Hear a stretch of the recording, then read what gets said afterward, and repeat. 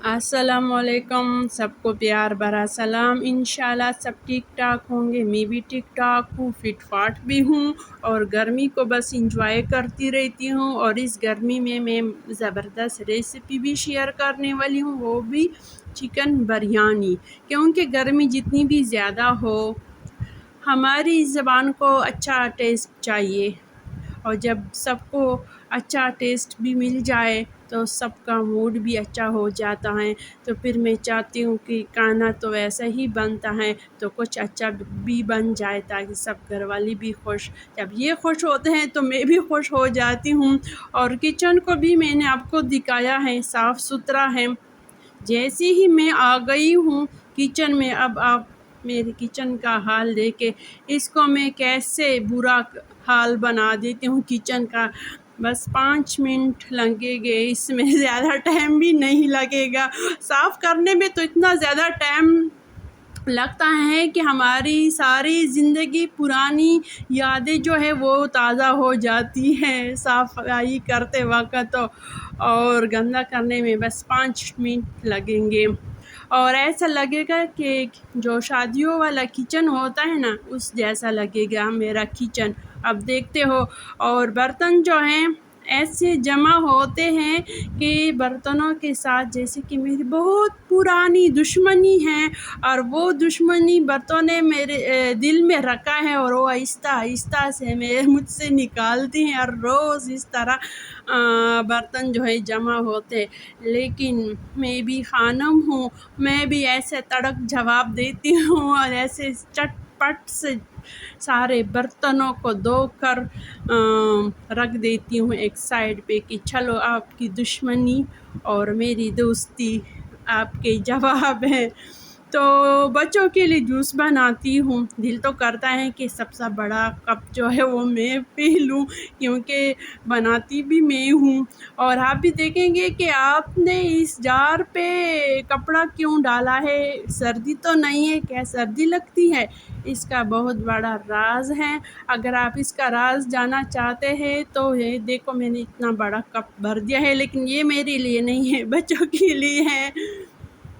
तो इसके पीछे बहुत बड़ा राज है, इस ढक्कन में कपड़ा डालना। अगर आप इस राज को जानना चाहते तो मेरे चैनल पे जाए, पिछले व्लॉग में आप देखें, इसके बारे में मैंने बहुत तफसील से बताया है। अगर मैं इस व्लॉग में बता दूँ ना, तो ये सारा व्लॉग इस जार पे, चीनी के जार पे गुजर ख़त्म हो जाएगा। और इस तरफ मैंने चावल के लिए पानी रख दिए हैं, और दूसरी साइड पे मैं बनाऊंगी ज़ीरे वाला रायता।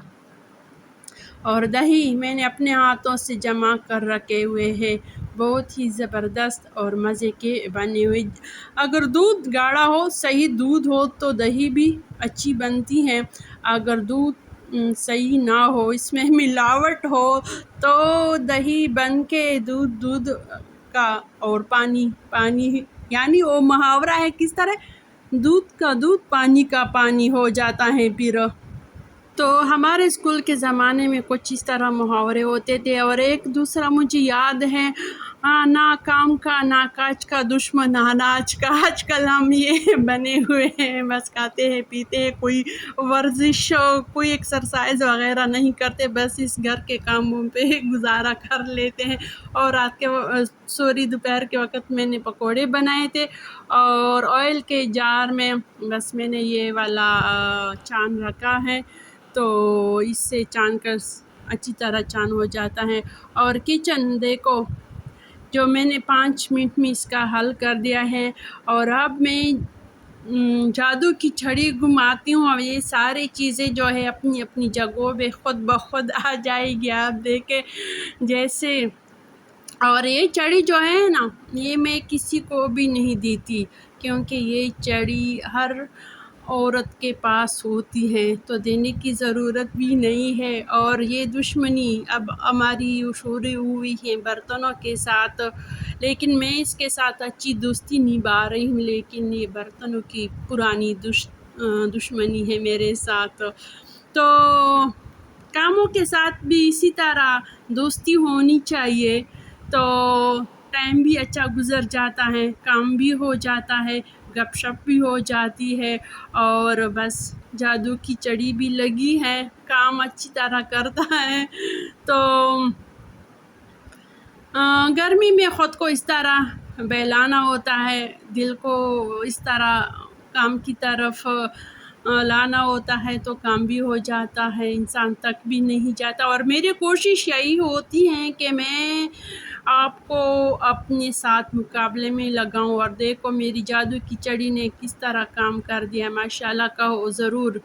اور ادھر بریانی میں اگر مسالہ کم یا زیادہ ہو جائے کوئی بات نہیں ہے، لیکن چاولوں میں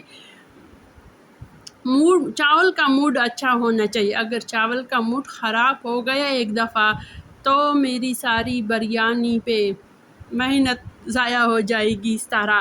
یعنی اگر چاول اچھی طرح ابال آ جائے، نہ سخت رہ جائے نہ زیادہ پک جائے، یعنی جس طرح ہم چاہتے ہیں بالکل اسی طرح بن جائے، تو بریانی جو ہوتی ہے وہ زبردست بنتی ہے۔ اور تقریباً میں نے 90% چاولوں کو پکانے دیا ہے، اور یہ 10% جو رہ گئے ہیں اس کو بس دم پہ پکاؤں گی، اور دیکھتے ہیں کہ بریانی اچھی بنتی ہے یا میری قسمت کا امتحان ہو گیا۔